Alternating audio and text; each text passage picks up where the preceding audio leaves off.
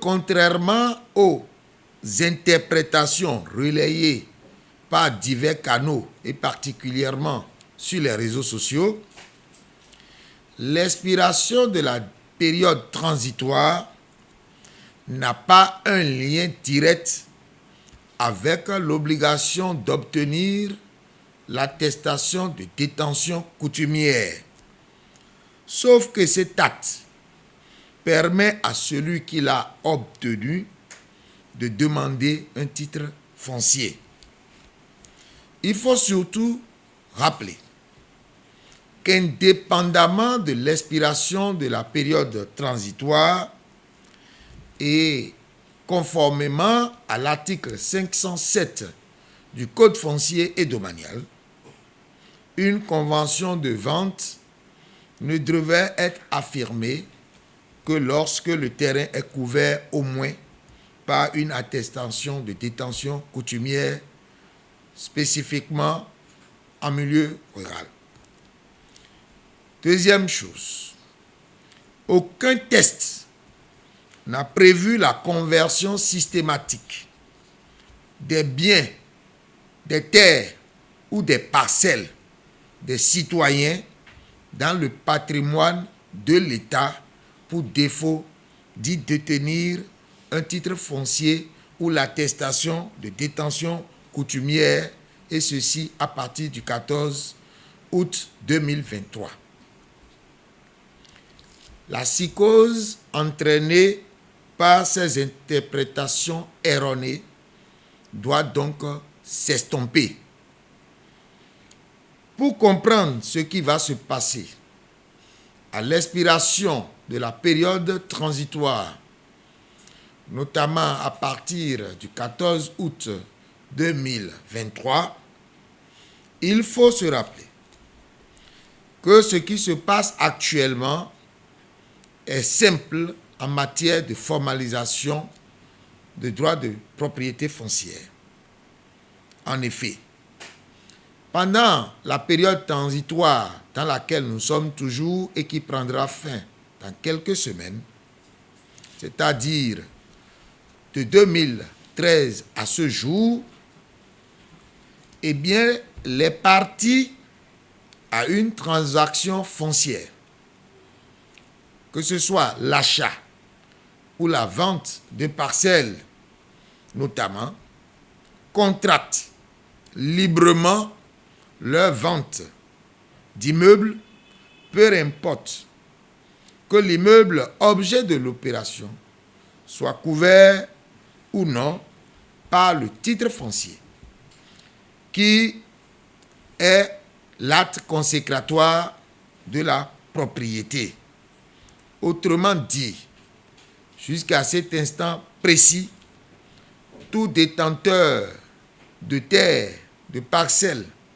non nantis de titre foncier a la possibilité de transiger librement, c'est-à-dire d'opérer une vente sur cette parcelle. Il suffit, pour la régularité formelle de la transaction, que l'un des modes prévus par l'article 516 soit choisi ou respecté. Aucune condition de fonds spécifique liée à la sécurité du bien objet de la transaction n'est exigée. Mais l'article 516 du Code foncier et domanial prévoit qu'à l'expiration du délai de transition ou du délai transitoire, c'est l'article 17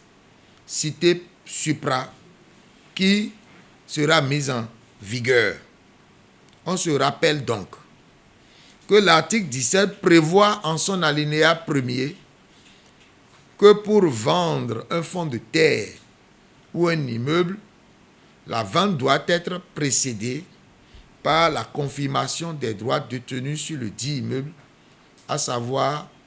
l'obtention d'un titre foncier. Et c'est ce qui va changer avec l'expiration de la période transitoire. Il faut donc retenir qu'à l'expiration de la période transitoire, toute personne qui prendra l'initiative de vendre une parcelle ou un bien bâti ou non doit s'assurer que lui-même dispose d'un titre foncier. Autrement dit, il doit se faire délivrer un titre de propriété, un titre foncier, avant de vendre. Comme la loi est conforme aux pratiques et doit réguler les pratiques, le législateur a prévu un assouplissement pour tenir compte des réalités qui sont les nôtres. C'est pour ça que l'article 2, l'alinéa 2 de l'article 17 du Code foncier et domanial prévoit qu'à défaut d'obtenir un titre foncier avant